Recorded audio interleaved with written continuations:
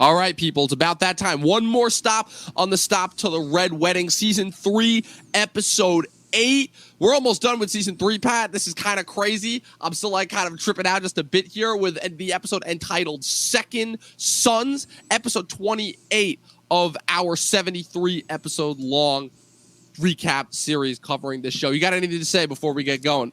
Hey, listen, Dom, I think the Talkin TV family is going to agree with me on this one, that this show is full of second actors. Although we're seeing the first actor here tonight, we're definitely going to see a second one further down the line. Indeed, it's the latest in the Game of Thrones notorious recasting game. All of that and more. Stay tuned.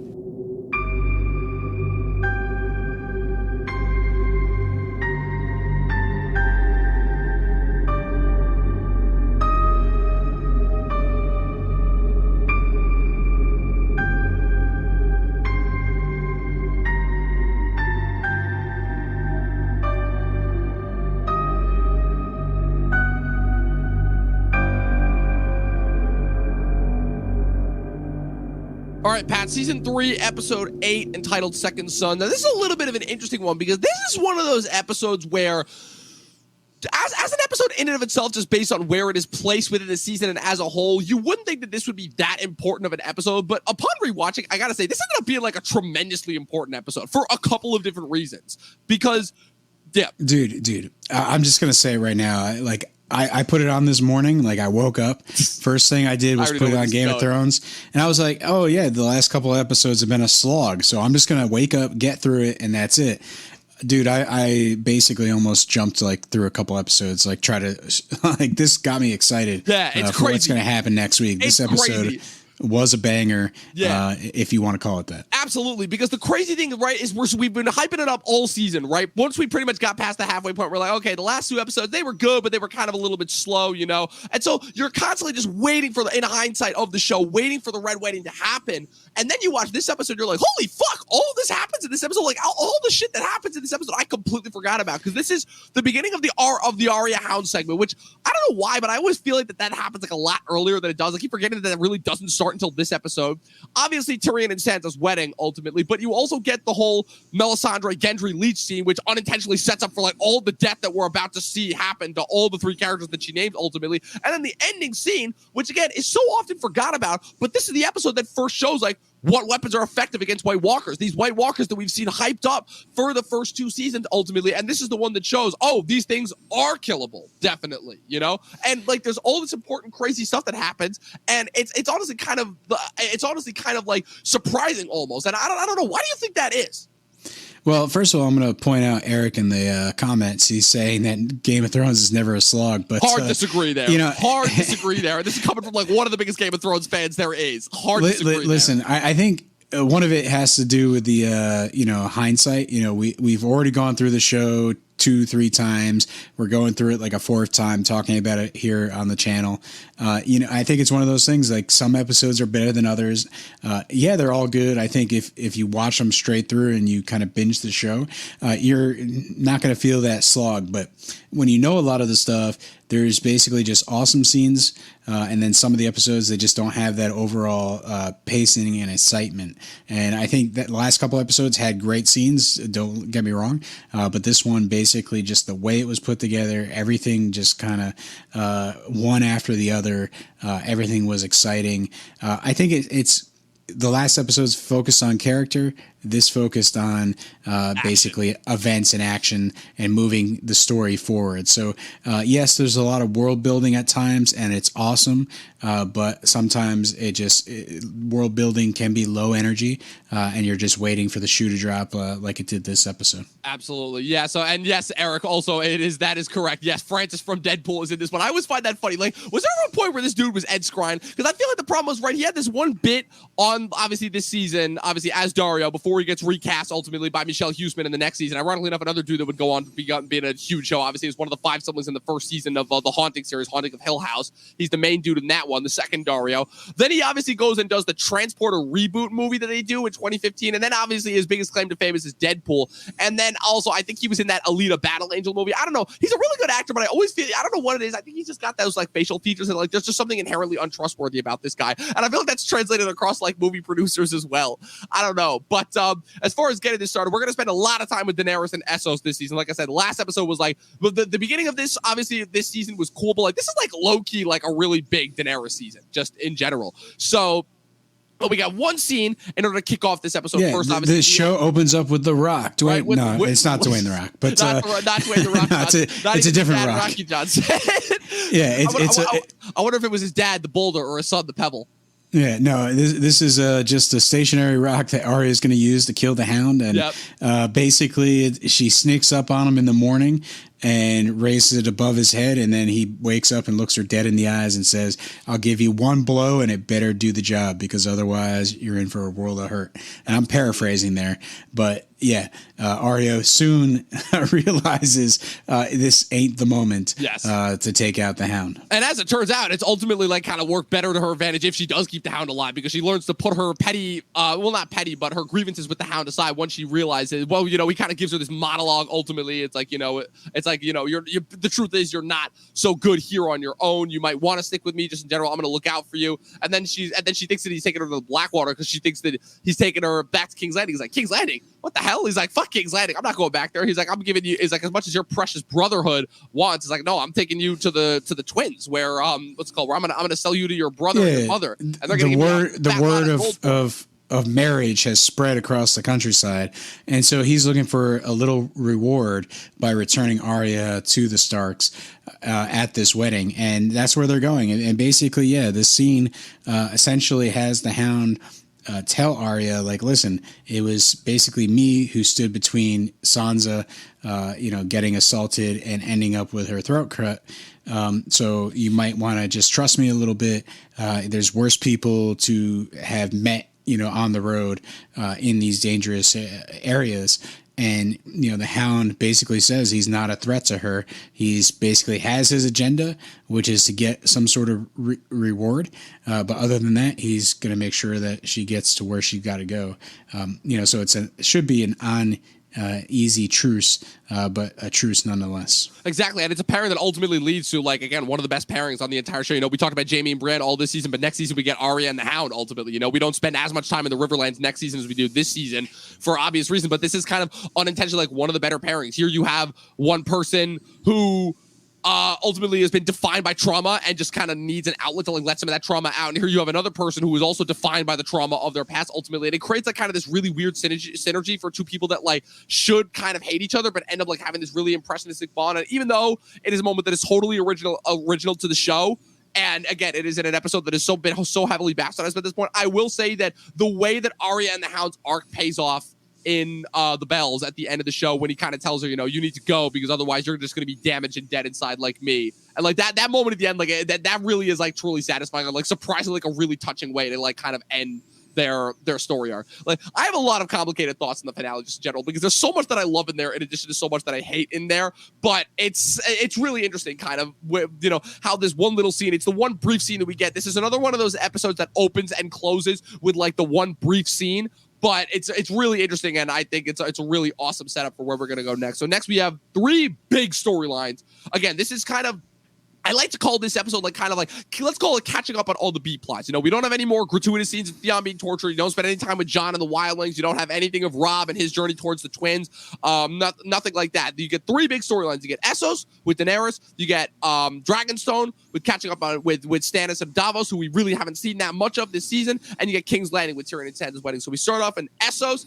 Daenerys is ultimately making her next ploy against Yunkai. She learned last episode from the Yunkai slave owner that they have many friends. So she ultimately, through Jorah and Barristan, managed to figure out who exactly that is that they are in league with. Listen, it shouldn't have been that hard because apparently they walked around the side of the city and they saw a mercenary camp, and it's like, I guess there's other friends. Crazy. There they are. So it didn't really take them that long to figure it out. They're the Second Sons, band of mercenaries. Yes, hence the title.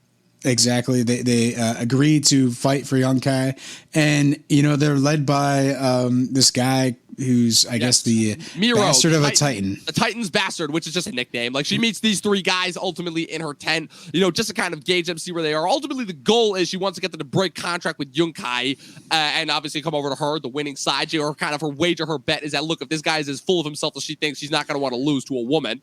Yeah, and this this Titans bastard, man, this guy would have been canceled so many times. I feel bad for this actor ultimately in hindsight. Well, listen, he did a great job being one of the most sleazy people I've ever seen in Essos or in this world of Game of Thrones. Show. How about that? Yeah, number one, I think. You know, I'm going to be hard pressed to figure out who is sleazy.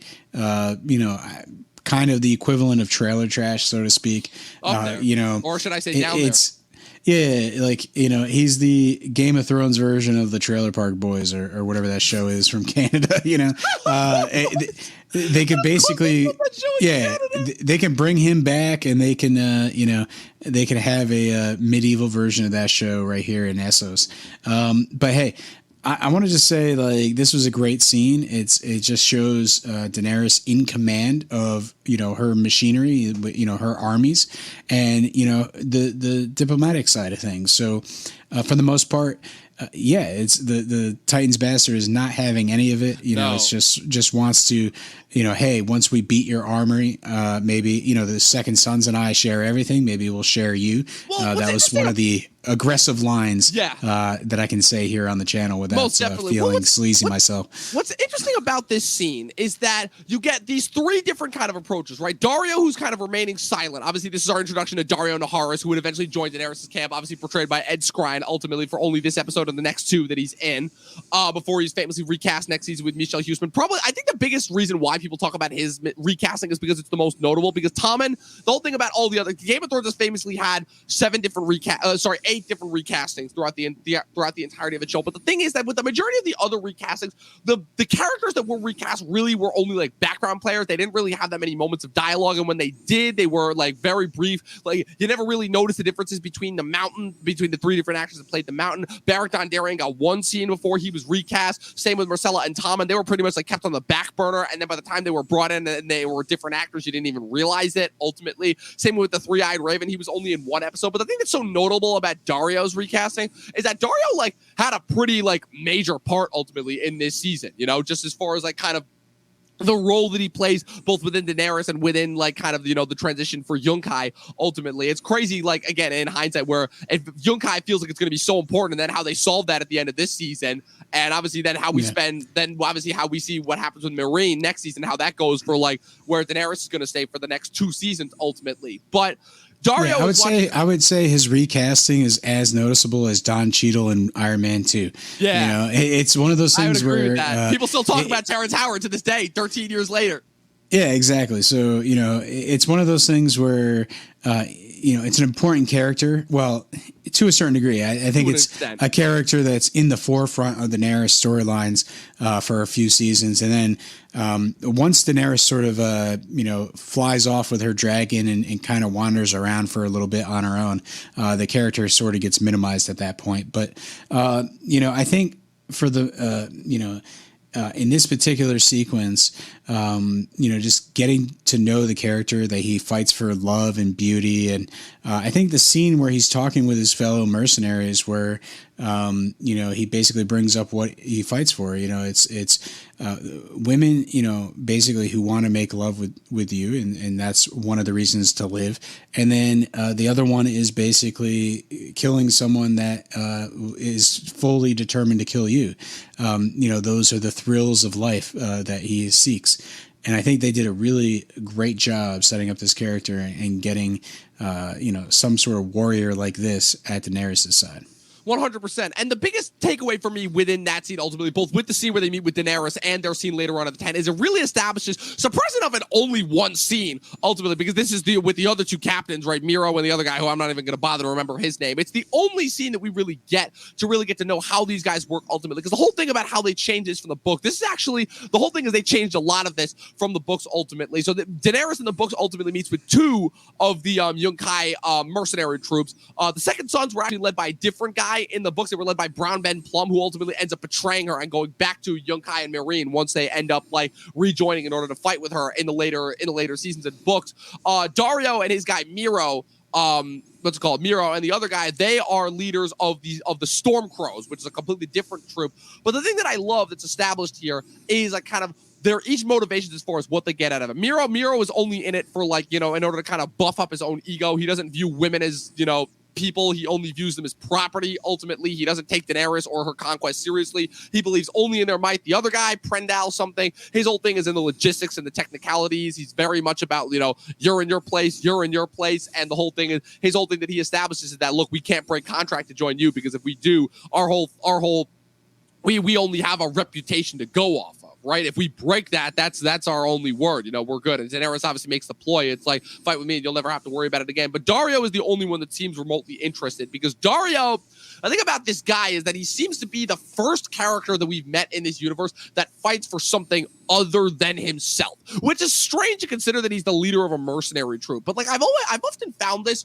with just bounty hunter kind of figures in general, loners, drifters, people who don't really belong to any one side or cause ultimately, which is that they ultimately kind of believe in themselves to an extent that they kind of understand the depths and pitfalls of humanity, so they can almost kind of learn to appreciate things in a way that a lot of people, others who are kind of trapped within these systems, can ultimately. And that's why I think that in a strange way, that's why her and Daenerys' relationship, him and Daenerys' relationships is ultimately one of the more interesting and more underrated relationships. I think it's kind of confusing because the amount of sexual activity we see between the two is very, very minimal.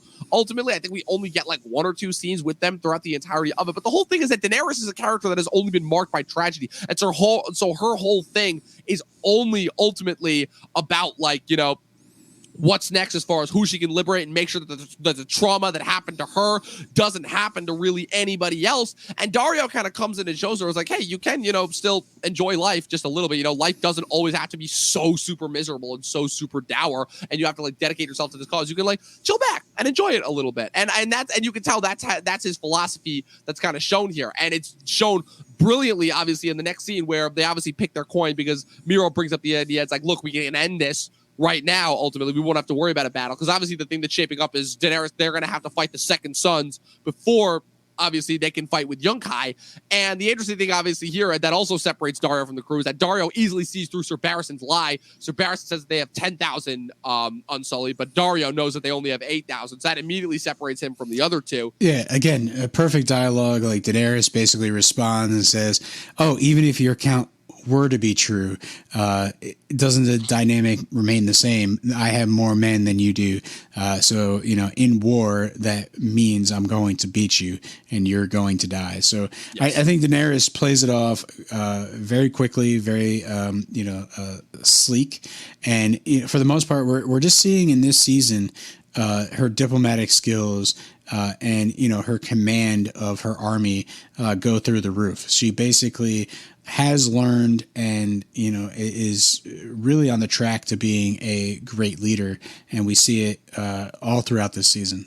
Absolutely, 100%. And for me, the biggest thing too, ultimately, is once obviously they draw a coin, it's just how that last act is set up for her arc in this episode, I should say, is set up so well, where you see him walking through the Unsullied camp dressed as the Unsullied, right? And you don't know whether he's going to kill her or not. He goes in, Missandei and Daenerys are having some conversation about, how she speaks Dothraki. Turns out she's pronouncing this one phrase wrong this entire time, ultimately, because, again, she learned from Doria, and Doria is obviously no longer with us, but now she's got Missandei, and Missandei is a trained scribe in languages, so she knows, how to speak all of them properly. Yeah, I think she mentions 19 in the scene. Something like that. Yeah, she knows a ridiculous amount of languages, ultimately. And, again, I think that's even more impressive considering the fact that Missandei in the books is supposed to be a 9-year-old girl, ultimately, not Natalie Emmanuel. But the biggest thing for obviously Daario sneaks in, he surprises her, and he shows off the 2 heads of the other captains, reveals that it's I only do what I want. Nobody tells me what to do. And he ultimately proves that, Daenerys has won him over, surprisingly, not for any other reason other than states that he has fallen in love with her. And he doesn't expect her to believe him at once, not at all. And all that he says is that, look, I do what I want ultimately. And you have the righteous cause, and I've fallen in love with you ultimately. So, and she manages to get his allegiance and the allegiance of the Storm Crows ultimately. So, what's kind of your takeaway from that whole sequence? I just want to go back to what you said about the, sexual tension between the two of them. And I think this is one of the long, ongoing storylines throughout the whole series that's done really well. So, the fact is he sneaks into her chamber when she's taking a bath, tells them not to scream, has a very civil conversation with them. She, is emboldened to basically stand up fully naked in front of him, get dressed, continue the conversation.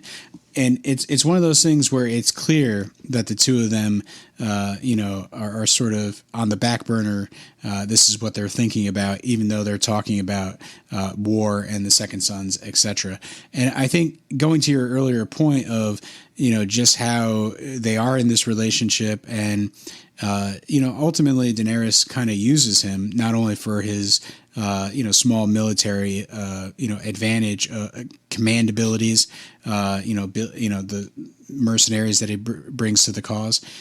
Basically, she kind of uses him as, someone that she can be intimate with. And, as soon as the, all the armies have to move to Westeros, guess what? He's the first one to, he's the last person, in the line of tickets on that ship, and there's no more tickets left. Exactly. So, it's one of those things where it's like, I got to go actually marry, a rich lord. Exactly. Someone that has a name, someone that has titles. So I can't really take a Mr. Wife or whatever it is. Right. Again, it's another one of those situations that just makes me think about the last couple seasons, and I'm like, man, were they really as off as everyone said they were? Like, again, I still don't think that the storylines and the way that they wrapped up are that bad. It's just a matter of how they were executed ultimately. Because again, it's like a constant question that I did have ultimately is, would Daenerys have acted any differently in those last couple seasons if she had Daario with him? Because after a certain point in the later couple seasons, around seasons 5 and 6, it did seem because at that point, Barristan is dead. Jorah had been exiled. How many times I lost count. Tyrion was her counselor, but we obviously know that Tyrion ultimately did not prove to be one of the better counselors for her. And it just makes you wonder, because after a certain point, Daario was really the only one that wouldn't tell her just exactly what she wanted to hear ultimately. And he had a really unique perspective into that instance. It always makes me wonder, I'm like, man, what would have happened if Daario had been with her those last few seasons in Westeros rather than having been left in Essos? But ultimately, we saw what happened there. And, Daario is one of the many storylines that is left unresolved by the end of this show. But yeah, it's a really awesome character introduction. And ultimately, if I'm not mistaken, I think this is the last of the instances of introductions of major characters that will play a part going forward for the remainder of the show. I think with the exception of the Sand Snakes, but the problem is the Sand Snakes are so badly bastardized that they try to cut them out of the show as quickly as humanly possible. So that really makes Daario kind of in a weird way the last major character installment that we meet that really ends up playing a major part. So moving on, ultimately, our next of our 3 big storylines that we have this episode, Dragonstone. Oh man. Yeah. So the best part about this is it starts off with Davos in his prison cell trying to read. He's doing better. Well, that's not how it starts. That's not how it starts. That's definitely how it starts. No, it's not. Right? It starts with Melisandre and Gendry arriving on Dragonstone and then them going to see Stannis.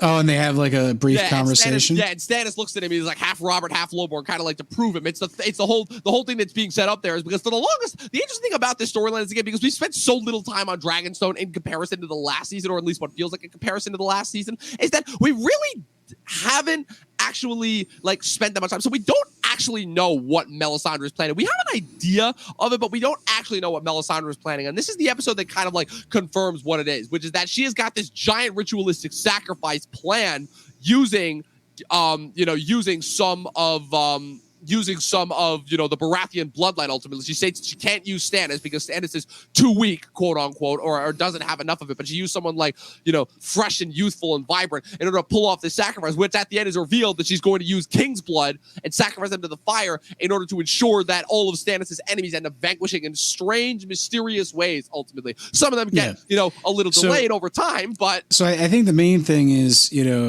regardless, Stannis goes to Davos' side because he doesn't quite know how to process what's going on. Because, in one hand, he understands that the Lord of Light exists. He's seen these sort of miracles and he knows what's happening.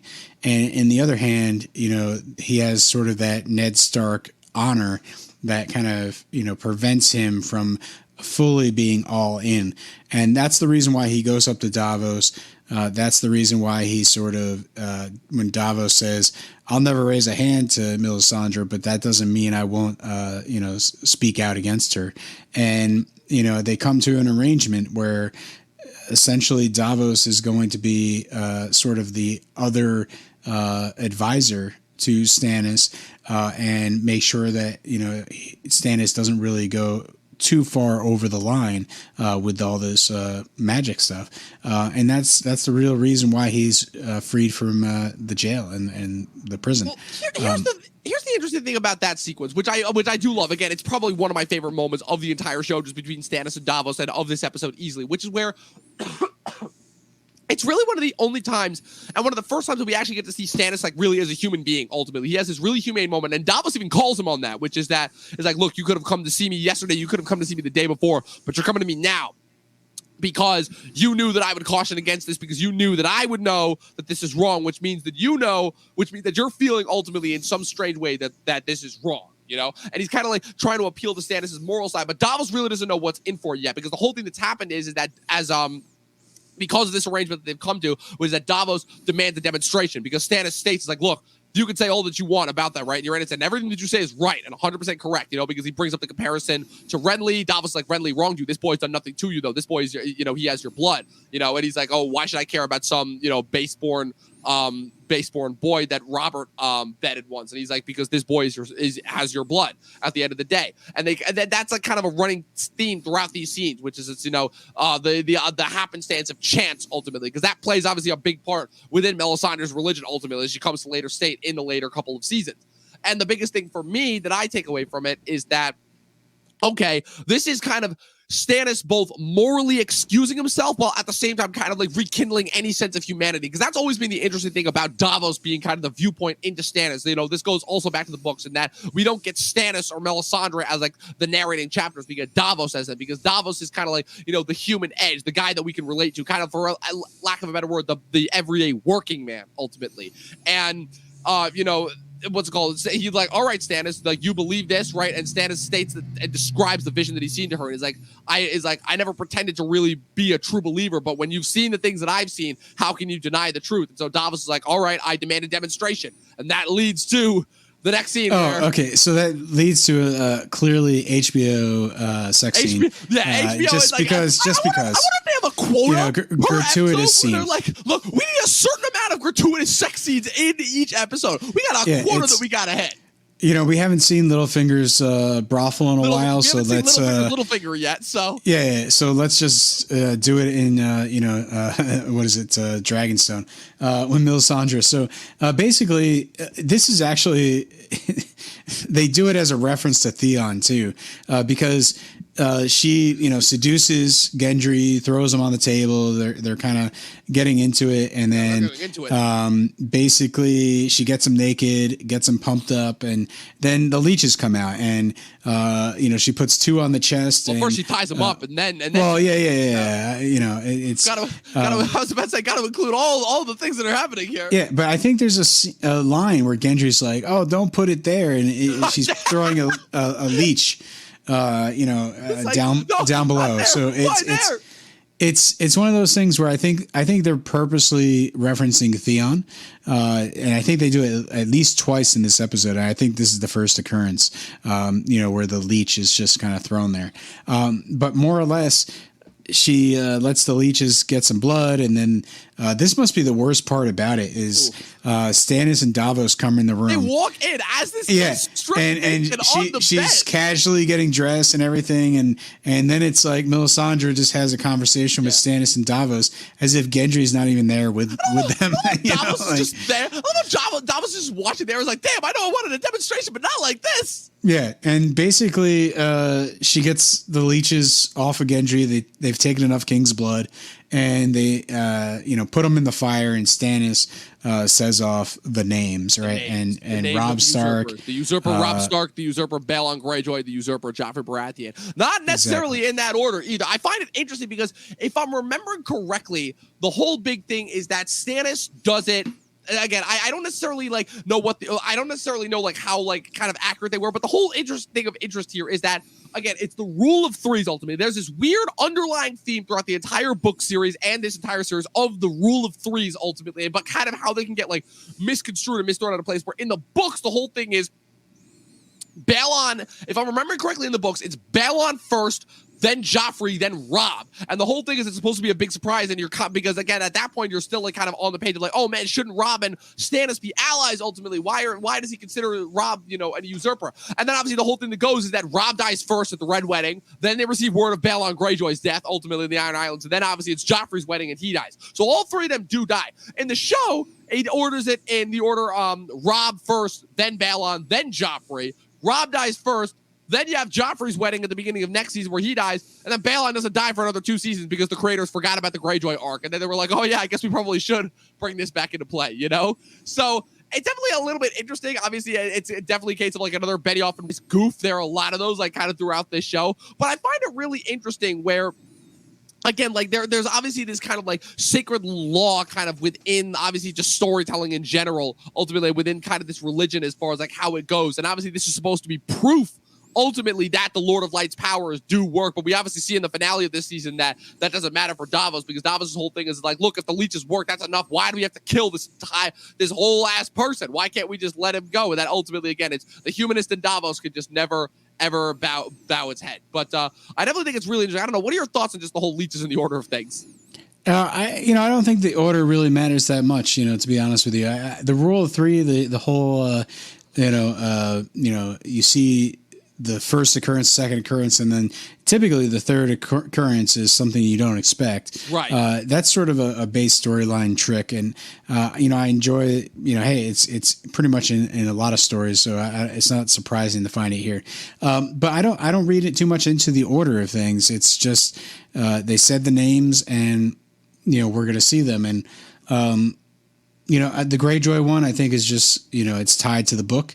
But ultimately, it didn't really pay off because the storyline lingers for like 2 seasons until he gets thrown. Exactly. Over well, the crazy thing too, again, and this is another instance of like kind of where, for me at least, I know everyone doesn't like the last 2 seasons, but for me, where season 5 for me was kind of like the beginning of the end for Game of Thrones as far as like its quality. And then season 6, people briefly forgot about the problems of season 5. But like I said, we'll get to it when I get to season, because I have a lot of problems. I'm not gonna lie, I might have more problems with season 5 than I do with the last 2 seasons, because the problem ultimately that emerges is the whole leeches thing, and what comes of that is supposed to be the middle act of Stannis' arc, right? The first act of Stannis' arc you have is attempted on the Blackwater. That fails miserably, right? Then you have his whole thing in a Storm of Swords and a Dance of Dragons, where Storm of Swords, he does the whole thing with the leeches, right? His 3 enemies do die. They essentially work ultimately. The blood magic, he proves it. It works. Robb, Balon, and Joffrey all die in instances that Stannis ultimately has nothing to do with, all without Stannis having to lift a finger. Then Davos does the thing with Gendry. Again, it's a different bastard in season 5. What's it called?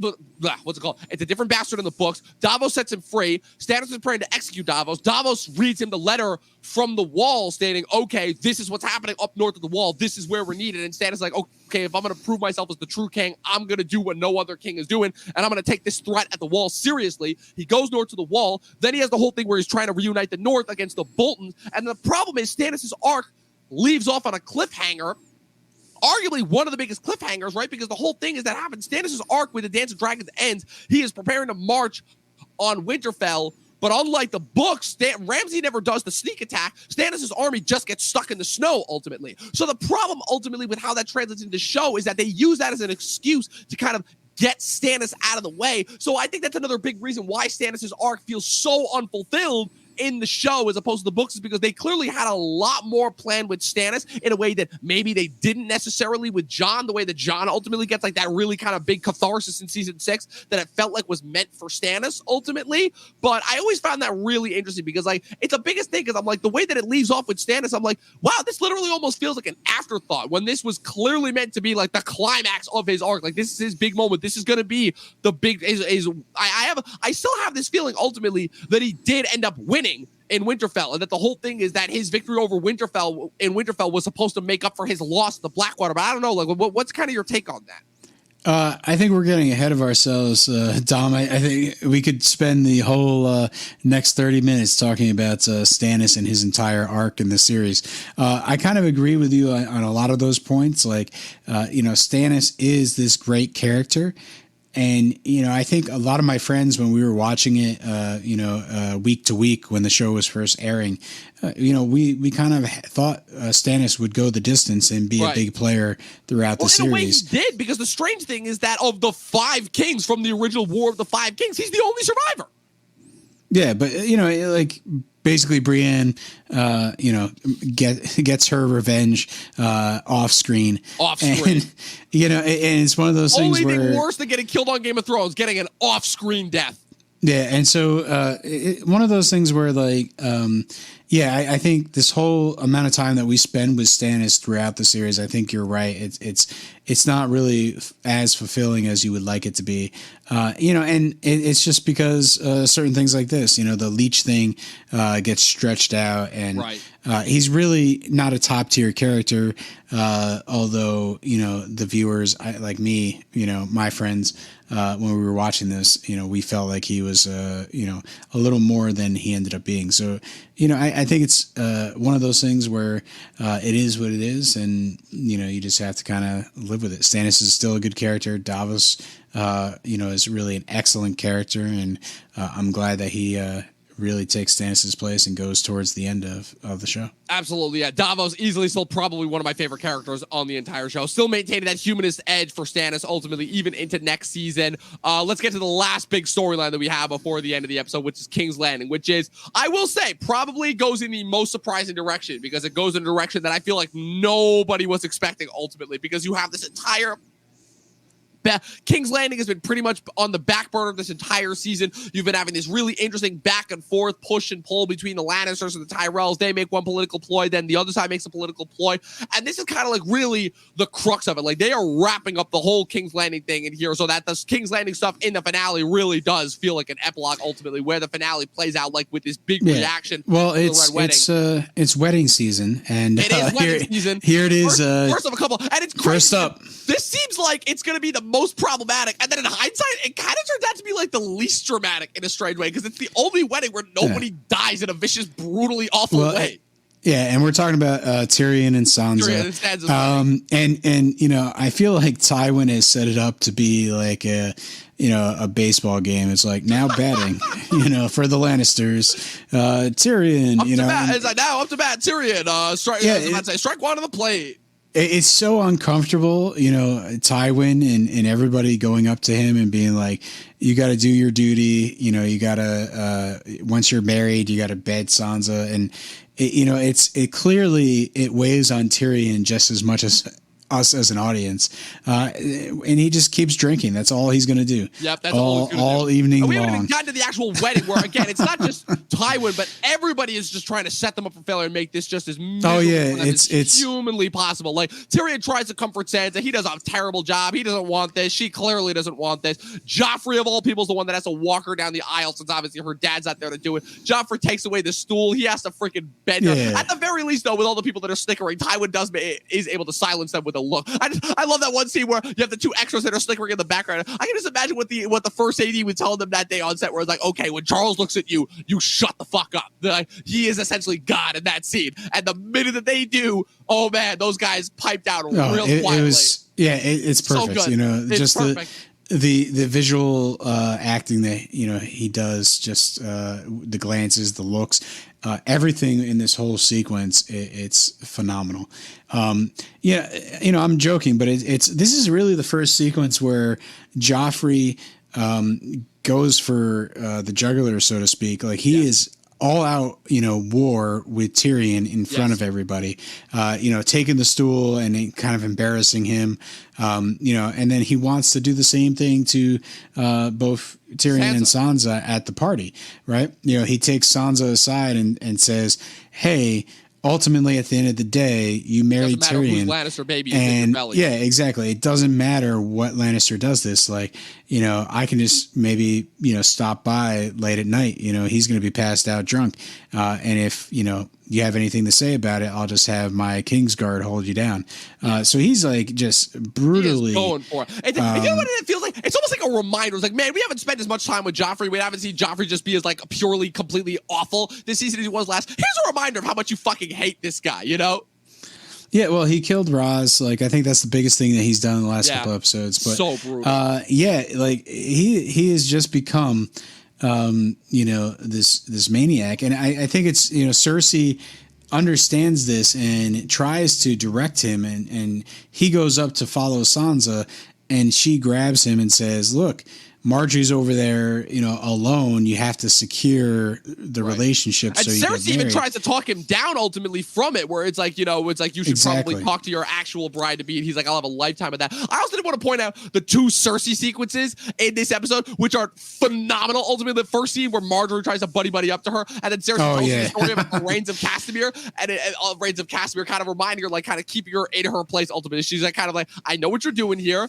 You put your best foot forward, you failed, and now if you ever try to make a move and try to think of yourself kind of as on my level again, I'll have you smothered in your sleep. Again, it's just like, the line is you call me your sister again, I'll smother you. Ultimately shows the difference between the lion and the rose. Cersei has no time for niceties, no time for diplomacy. She is all straightforward to the fact business. And what's even funnier is the scene afterwards where Loras just looks, I don't think I've seen anyone look more miserable. It's ironic because of the 2 people who are being tortured by this wedding, somehow Tyrion and Sansa both don't look as miserable as Loras does, who has just had like a perpetual pouty face on ever since he's like found out that he's had to do these awful wedding arrangements that he has had no hand in, where Olenna is just rattling off like how they're going to be related, like how each of the different children will be related once Marjorie marries Joffrey and Loras marries Cersei. And then he tries to talk with her afterwards, and he's just like, oh, my father once told me, it's just like, no one cares what your father once told you. Like, it's none of it. Yeah, Cersei is, she's in the zone, and I think, Joffrey is the only thing that's really a problem, because she's there to control him and make sure that no like scene happens, but she can't. She can't control her son. She cannot do sort of that one thing that her father expects her to do, and unfortunately, all the other stuff her father expects her to do, marry Loras, make nice with the Tyrells, that's none of the things that she wants to do, and she's not afraid to let them be aware of that. So I think the whole wedding, she's just struggling to keep Joffrey in check, which unfortunately doesn't work whatsoever. Not one bit. Because as we came to learn over the course of the last season, if they're the one person who is more worse at their job than Joffrey is as king, is Cersei is being a mother to Joffrey. Because, oh man. Yeah, and I will just say this, like, the fact is, Joffrey, once he does this kind of threat to Sansa, he turns to everybody and says, "Oh, let's do the bedding ceremony. Let's take Sansa's clothes off and carry her to the bed and all this type of stuff." And Tyrion's like, "No, that's not going to happen. There's no bedding ceremony." And Joffrey will just not stop. He's going to do this. He's going to force it to happen. Until Tyrion, takes a pick or a knife probably, and stabs it on the table and says, basically, if you continue to do this, when you get married, you will have a woman. This is still one of my favorite scenes because Tyrion. Because here's the thing: this is not just from this one scene. This has been building up after a season. Tyrion had to spend all of last season cleaning up after Joffrey's mess. Then he has the whole way that he was treated after the Battle of Blackwater. Now he's had this kind of like slow, like kind of low key, off key, like trying to figure out and slowly coming to the realization that Joffrey almost had him killed for no reason other than the fact that he just doesn't like that his uncle was doing a better job. Now he humiliated him in front of the entire wedding for no reason. He's drunk. And he is humiliated by Joffrey, and he makes the threat. And the threat is, again, in my mind, a second reference to Theon and what happened last episode. So I think they do a pretty decent job, leaving the whole like brutal, sadistic stuff that happened last episode, with Ramsay and Theon. They make reference to it by basically having other characters sort of, reference that region.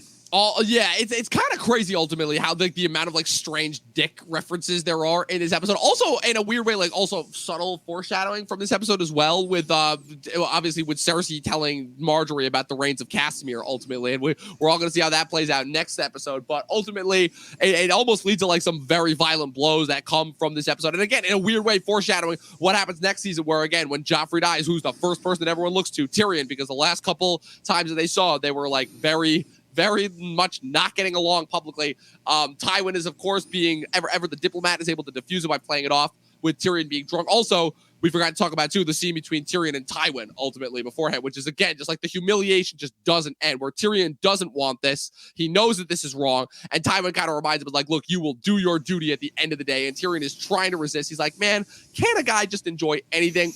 But Tywin ultimately has to diffuse the situation. Tyrion plays it off like a joke, obviously because Joffrey is trying to get the bedding ceremony done. And it's like and Tyrion's like, look, we've both been humiliated enough. We don't need to keep doing with this.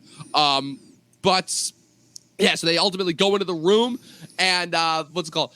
Tyrion tries to start it, but he can't. He just shows he's too good of a person. He's like, look, I'm not going to do anything to you that you do not want to do. I'm not going to hurt you. I'm not going to take advantage of you, nothing like that. And if my father has a problem with that, and if my father wants something fucked, well, he can start with himself or something along those lines. Yeah, and also like Sansa asked the question, like, okay, like, you know, you basically just said you're never going to take me to bed unless I want to. What if I never want to, you know, go to bed with you? And he basically says, well, then I guess my watch has started. You know, he makes a reference to the Night's Watch and, you know, being celibate and whatnot. And, you know, it's one of those things where it kind of clues us into, you know, that Tyrion has a sense of honor. Unfortunately, you know, this show really doesn't do well for characters that have a sense of honor. You know, that honor usually is what gets them killed. Right. And so, you know, Tyrion at this point is showing that, you know, he's basically acting that way. And I think that's what probably leaves him open for what happens early next season, where he is basically accused of the unthinkable. Absolutely. At Joffrey's wedding. Yeah, the good thing about the next couple seasons as they start to deviate from the books is that even though the first 3 seasons shows like it seems like the good guys just cannot get a win, in the last couple seasons it shows that like, man, karma is a bitch, because at the end of the day these evildoers can only do so much, because it starts with Joffrey in the second episode of season 4, and then it ends with Ramsay at the end of season 6. It's like these evildoers, justice will come for all of them, even if they don't realize it in the end ultimately. And it's kind of capped off by like this really cutesy scene. Obviously, Shay and Tyrion have not been having the best of times throughout this entire season, but ultimately, you know, Shay sees the bed and sees that like, yeah, Tyrion and Sansa did absolutely nothing, and she kind of like has this brief moment and this little smile. So those are the majority of like the 3 big arcs, but there's one more scene before the episode wraps up, and again, it's so quick and brief that you would almost forget that it happened in this episode, but it ends up being so crucially important for the majority of the show. We check back in north of the wall, ultimately. It's a quick, brief scene with Sam and Gilly. We haven't seen them in a couple episodes. We've only been checking in with them briefly since the whole revolt at Craster's, ultimately, earlier in the season. But, so basically, we reinforce that Sam cannot light a fire. No, correct. 100%. Sam cannot light a fire to save his own life. Yeah, do not trust him with the matches or anything. Just, he ain't going to get it done. Yep, not going to happen. You know. Not going to get the job done. They basically are wandering around the north. They find a cabin. They go in. Sam fails miserably. You know, Gilly basically instantly creates a fire. But the whole time that they're doing this, you know, they're talking about what to name the baby, and you know, it's what is it going to be? Your father's name, Randall, Tarley. What is it, Castor? You know, or Craster, or whatever. You know, and it's one of those things where like. Sam is sort of stepping up to the plate here and being like, you know, counseling her as if they're, you know, married. And it's like, no, don't do that. That's bad, you know, whatever. And it really, they're starting to get really personal with each other, you know, and very, you know, right. Just comfortable, you know, being sort of together. Yeah. And then a bunch of crows. Bunch Oh of my crows. God. Well, I mean, the first thing Just go obviously nuts. before the whole conversation between them is obviously him breaking down the difference between obviously first and last names ultimately, which is that I think that it's really kind of touching and heartfelt ultimately what comes from it, which is that they're breaking down the differences. Ultimately, he explains like the difference between his dad's first and last name, and she's like, oh well, Randall's a nice name, and he's just kind of like, please don't name him Randall, please. I still love that. And she's like, she kind of sees the look on her face. He's able to like get across. Obviously, he didn't go through the horrors that she went through ultimately living with Crasser. Ultimately, like he was never sexually abused by his father, but the whole thing is that it's like, yeah, it's like she says like, is your father cruel like mine was? He's like, different sort of cruel, but she like understands that it's like, yeah, this guy Randall Tarley, who we don't see for another couple seasons, is just bad news with just the way that he treated Sam ultimately. But then you're right, yeah, we don't see him until he's basically incinerated. Pretty much, yeah. We get like one scene with him, but we get one scene with him before what's it called in season 6 and then in season 7 ultimately. One dinner before he is dinner. Before he is. So, but basically, this scene is really well done. Like crows, a peck of crows, like it's amazingly well done how it's set up, kind of reinforcing like the horror tropes that the White Walkers kind of bring with them. Ultimately, the one White Walker comes out of the trees. Sam tries to repel it by trying to exude some form of bravado. That doesn't work at all. Yeah, we see the cool sword exploding trick. The White Walker grabs it, explodes. Basically, just like bats him with one hand across the. And he's going straight for the baby. That's what the White Walkers want. Oh man, Eric just brought up another recasting real quick that I forgot about. Sam's younger brother, Dickon Tarley, gets recast. Goes from Harry Potter actor to Umbrella Academy actor. Gotcha. Yeah, exactly. Those are those second actors that show up in this show. Keep happening. Yeah. So, anyway, at the end of the day, Sam gets back up. He has the dragon glass dagger in his pocket, and he just lunges it into the shoulder blades of the White Walker. And, basically Gilly and Sam just like dumbfoundedly look at the White Walker as it screams out in pain. Like they're just standing there like, I guess he could kind of still kill us, but he looks hurt. Right. He looks hurt. They're almost a surprise. I'm almost like the White Walker is being. I feel like the White Walker is almost looking at him. It's like, bitch, did I just get killed by this fucking fat kid right here? Like, what just happened? But again, crucially important. Yeah, I don't know. I don't know if I would put it as crude as that, Dom. But I guess that could have been what's happening in this demon creature's mind. But anyway, he basically just explodes, and that's that.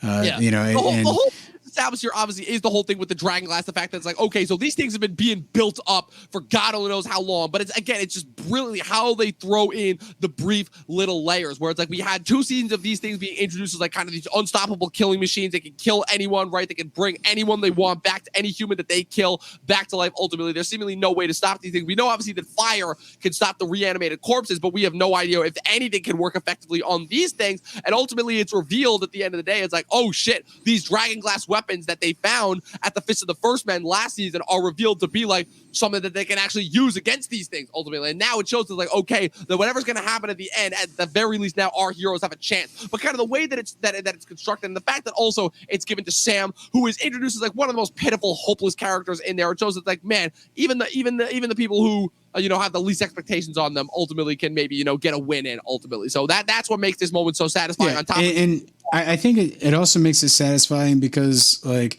we still don't know anything about the threat. Right. Basically, we know they're zombies. We know they're scary. We now know that they have a weakness. But we really don't know how many of them there are. We don't really know, we're never going to get a sense of like the fact that there's legitimately an army of zombies. Right. We saw a nice little troop walking through the snow, in previous episodes. But when you get to Hardhome and you see just the amount of the dead that he's collected, that's when things start to really sink in. It's like that and the reveal of what they do with the babies. And when we first meet the Night King, it's nice how this is the 3rd season and it's such a slow burn of knowing what the show's ultimate evil is. And then immediately picks up when it needs to.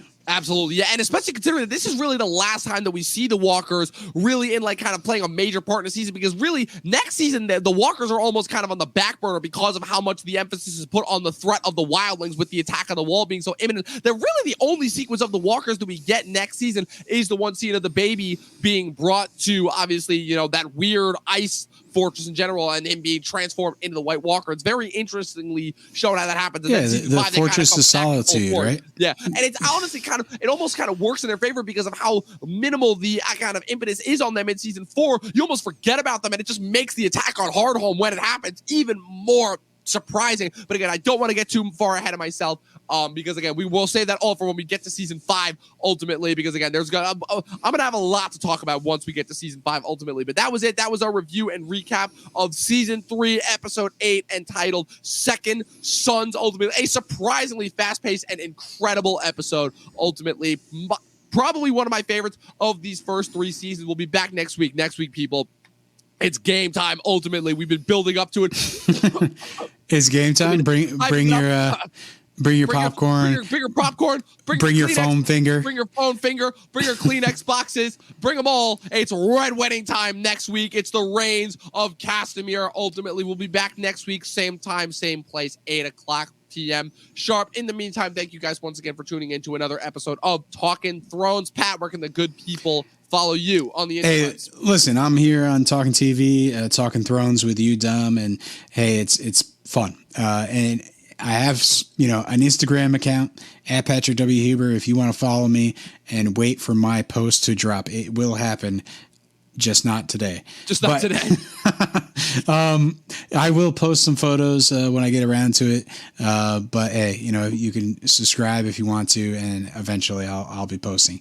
Other than that, you know, hey, this was a great episode. Yes, absolutely great episode. Let's get ready for next week. Let's get ready to rumble. Last 2 episodes, penultimate, and then the finale ultimately in the following episode. I still can't believe that we're already pretty much almost done with season 3. It still feels like yesterday that we just started this. Ultimately, you can follow me at Movie Nerd Reviews on Facebook and Instagram. I just actually posted, surprised enough, this is like the closest that I've made 2 posts ultimately recently, with my most recent 2 posts on my Instagram. You can also follow us primarily on the Talkin' TV podcast social media profiles at Talkin' TV podcast, Facebook and Instagram, and also be sure to click the subscribe button, click the like button, click the bell next to it. That way you guys get notified every time we put up new content, which we give to you guys every day.